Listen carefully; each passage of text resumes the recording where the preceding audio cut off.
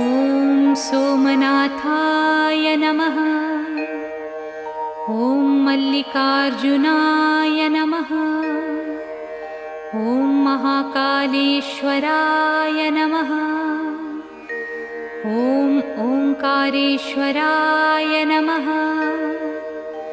ॐ वैद्यनाथाय नमः। ॐ भीमशङ्कराय नमः। ॐ रामेश्वराय नमः। ॐ नागेश्वराय नमः। ॐ विश्वेश्वराय नमः। ॐ त्र्यम्बकेश्वराय नमः। ॐ केदारेश्वराय नमः। ॐ भुस्मेश्वराय नमः।